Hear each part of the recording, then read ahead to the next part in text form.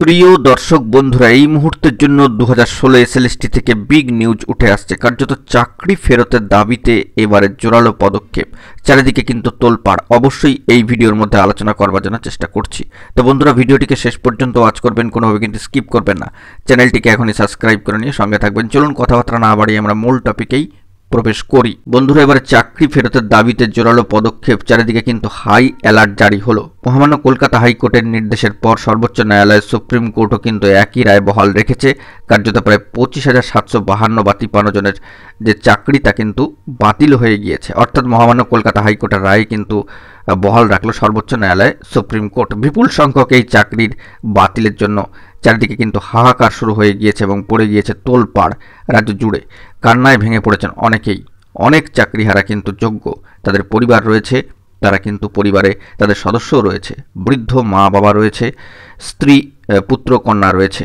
হঠাৎ করে অর্থনৈতিক বিপর্যয়ে কি করে চলবে তাদের সংসার ভেবে কোনো কুল কিনারা পাচ্ছেন না। কার্যত তারা একেবারে মাঝ সমুদ্রে পড়ে গিয়েছেন, এমনটাই কিন্তু মনে করা হচ্ছে। অনেক যোগ্যরাই রয়েছেন যারা কিন্তু হঠাৎ করে এরকম পরিস্থিতিতে পড়ে গিয়ে কার্যত একেবারে দিশেহারা। তবে শেষ পর্যন্ত ভরসা রাজ্যের সম্মানীয় মাননীয় মুখ্যমন্ত্রী মহাশয়া। তার কাছে কাতর মিনতি জানাচ্ছেন চাকরি প্রার্থীরা, তিনি যেন কিছু একটা করেন।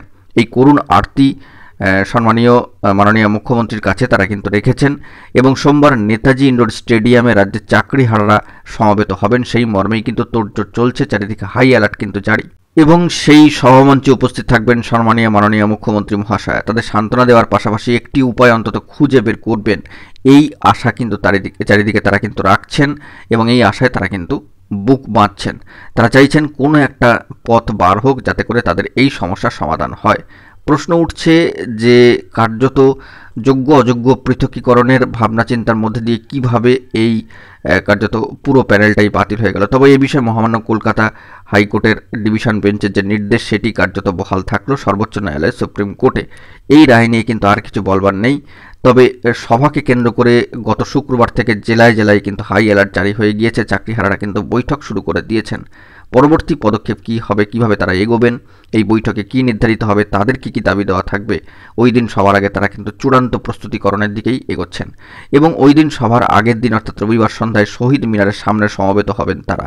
চাকরিহারা শিক্ষকদের সংগঠন যোগ্য শিক্ষক শিক্ষিকা অধিকার মঞ্চ সেখানে নিজেদের অবস্থানে স্পষ্ট করবেন। রাজ্যের ক্ষেত্রে কি বার্তা আসে সেটাও কিন্তু দেখার দরকার রয়েছে। সর্বোচ্চ ন্যায়ালয় সুপ্রিম কোর্টের নির্দেশে 2016 সালের এসএসসির গোটা প্যানেলটাই কিন্তু বাতিল হয়ে গিয়েছে। চাকরি গিয়েছে প্রায় 26,000 জনের শিক্ষক শিক্ষাকর্মীর।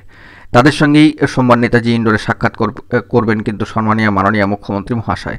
এভাবে নবান্ন থেকে তিনি পাশে থাকার বার্তা দিয়েছেন চাকরিহারাদের। পাশাপাশি তিনি এও জানাচ্ছেন কোট আনকোট যে যারা বঞ্চিত শিক্ষক অ্যাসোসিয়েশন তৈরি করেছেন তারা সম্মানীয় শিক্ষামন্ত্রীকে অনুরোধ করেছেন আমি যাতে তাদের কাছে যাই। কথা শুনতে তো কোনো দোষ নেই, আমি তাদের কথা শুনতে যাব এবং বলতে যাব, ধৈর্য হারাবেন না, মানসিক চাপ নেবেন না। তবে কার্যত এ বিষয়ে আশ্বস্ত হতে পারছে না এখনও পর্যন্ত চাকরিহারারা। তারা চাইছেন, তারা কার্যত হতাশ, যা করার করুন, আমাদের চাকরি ফিরিয়ে দিন। অর্থাৎ চাকরি ফেরানোর দাবিতে এবারে কিন্তু জোরালো পদক্ষেপ শুরু হয়ে গেল। জেলায় জেলায় কিন্তু বৈঠক, হাই অ্যালার্ট জারি এবং রবিবার সন্ধ্যা থেকেই হয়তো দেখতে পাবো যে শহীদ মিনার চত্বরে সমবেত হয়েছেন তারা। তো অত্যন্ত গুরুত্বপূর্ণ একটা অভাবনীয় পরিস্থিতির পরিপ্রেক্ষিত এবং দেখতে গেলে বলা যেতেই পারে যে যোগ্য শিক্ষকদের দোষটা কোথায় ছিল।